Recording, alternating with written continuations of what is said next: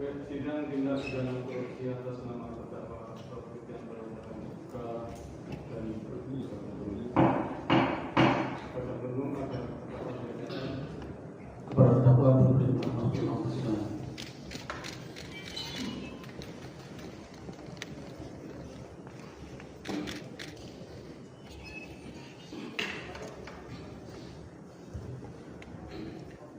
baik pada rekan jurnalis, kalau mau ambil foto silakan ambil di kesempatan.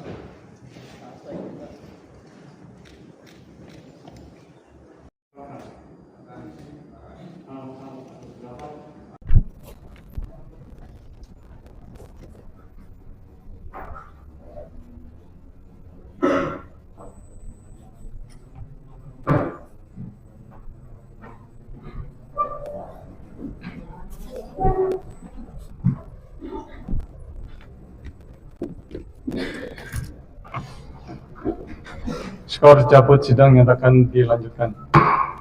Pada penuntung agar ahli berikutnya. Kepada ahli saudara Hapni Ferdian dipersilakan masuk ruang persidangan.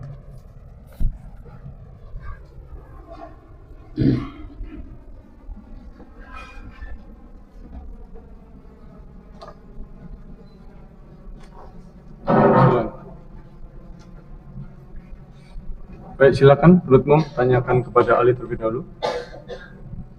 Yang mulia, sebelum kami mulai menanyakan kepada saksi, kepada ahli, perlu kami sampaikan bahwa ahli membutuhkan tenaga asisten yang akan mengoperasikan laptop. Mohon izin untuk rekan dari ahli untuk masuk ke ruang persidangan ini. Silakan.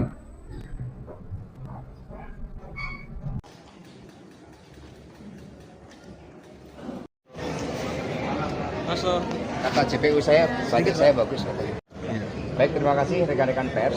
Jadi dari penjelasan saksi ahli tadi nampak bahwa saksi tidak pernah itu menerima data-data terkait dengan BTS yang diduga menunjukkan suatu lokasi terkait dengan apa yang didakwakan oleh jaksa penuntut umum. Kemudian bahwa kalau hanya berdasarkan data CDR, call detail record, tanpa didukung data-data yang lain, itu juga tidak bisa menunjukkan suatu lokasi secara presisi dari alat tersebut.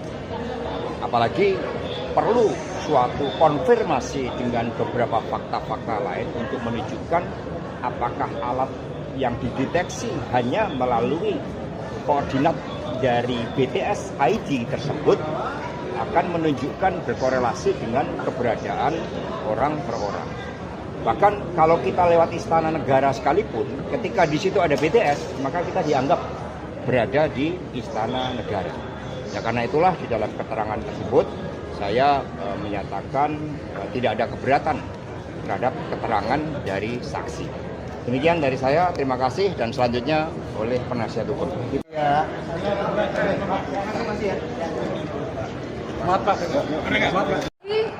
Tidak ada bukti yang cukup, bukti permulaan awal, bukti ini nggak ada. Ya.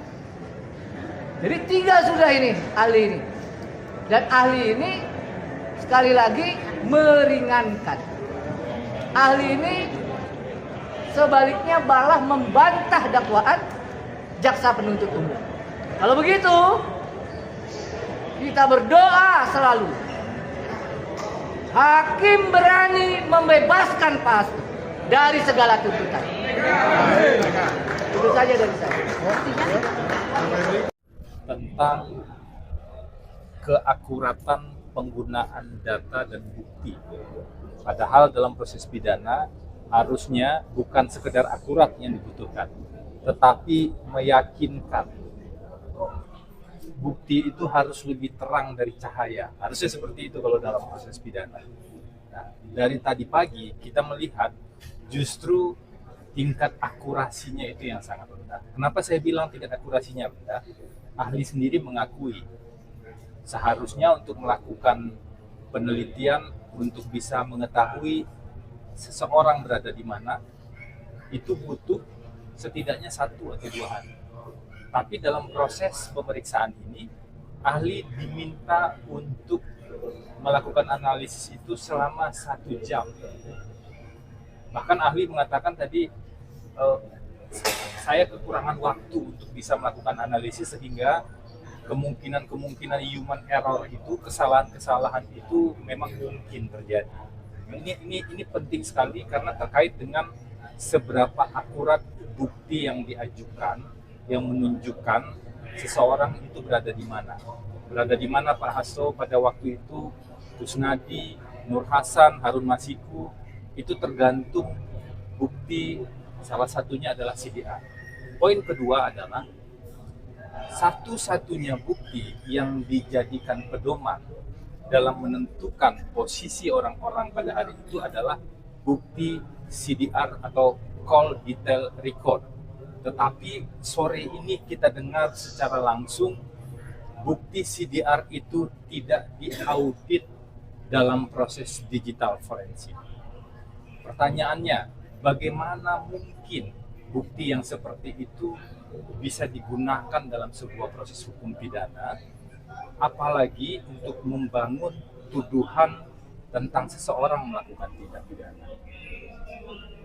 Bagi kami, selain untuk perkara ini mestinya jadi koreksi bersama ke depan, agar bukti-bukti yang dihadirkan betul-betul bukti yang meyakinkan.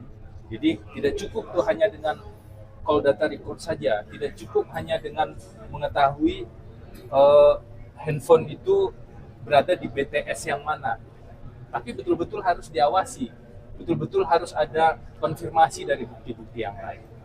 Nah, yang ketiga, yang terakhir nih yang saya mau sampaikan dari proses sore ini, tadi kita bisa melihat ya, sebenarnya sebagian besar data-data itu adalah dari data-data lama yang kemudian dilakukan, ada yang sebagian dilakukan analisis digital forensik kembali, ada yang sebagian menggunakan data yang lama. Dan klaim tentang adanya bukti-bukti baru itu sampai dengan persidangan hari ini udah mau selesai ya. Tinggal 1 kali lagi JPU menghadirkan bukti, menghadirkan ahli, itu belum kita lihat yang data baru atau bukti baru yang betul-betul menunjukkan Pak Hasto, satu misalnya tuduhannya turut memberikan uang yang 400 juta, itu belum kita lihat tuh bukti-buktinya. Yang ada pembicaraan pihak-pihak tertentu, pembicaraan Saiful dengan Doni, sementara Saiful sendiri di persidangan mengatakan saya dan Doni yang create soal suap menyuap itu. Pak Hasto tidak pernah menyuruh, Pak Hasto tidak pernah dilaporkan soal skenario suap menyuap itu. Itu satu bagian dakwaan yang penting. Dan kemudian bagian dari dakwaan-dakwaan lain juga semakin tidak terbukti sebenarnya dari rangkaian proses persidangan ini. Tapi nanti kita lihat ya, di persidangan berikutnya kan masih ada 2 orang ahli, kami tidak tahu ahli yang mana yang akan dihadirkan. Nanti kita tunggu saja informasi lebih lanjut. Harapannya